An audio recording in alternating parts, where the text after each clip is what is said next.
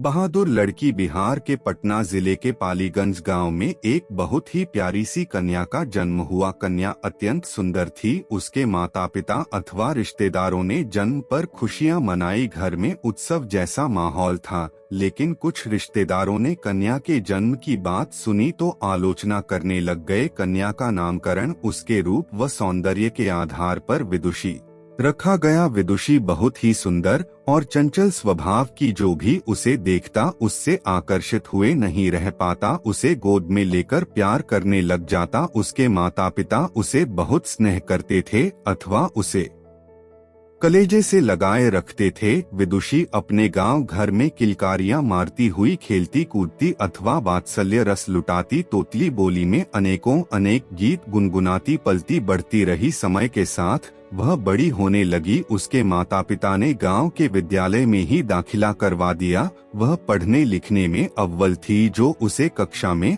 और बच्चों से अलग करता था। वह जब केवल 8 वर्ष की हुई तभी उसके पिताजी का स्वर्गवास हो गया। फिर वह मानसिक रूप से परेशान रहने लगी, किंतु फिर भी वह पढ़ लिख कर आगे बढ़ती रही। उसे बचपन से ही क्रिकेट, फुटबॉल व वॉलीबॉल आदि अनेक खेल खेलने का शौक था। वह अभ्यास करती थी, उसमें लगन था, जिसके कारण वह एक राष्ट्रीय खिलाड़ी भी बन गई। विदुषी एक साधारण परिवार में जन्मी थी। धन के अभाव से उसने हार नहीं मानी। उसने कॉलेज से लॉ वकालत की परीक्षा भी पास कर ली। विदुषी की जिंदगी में एक मोड़ ऐसा आया कि जब वह एक परीक्षा देने के लिए ट्रेन से जा रही थी, रास्ते में असामाजिक तत्वों ने ट्रेन पर हमला कर दिया। विदुषी ने जब इसका पुरजोर विरोध किया तो डाकुओं ने उसे ट्रेन से नीचे धकेल दिया। इस कृत्य से उसका एक पैर ट्रेन की चपेट में आकर कट गया। इसके बावजूद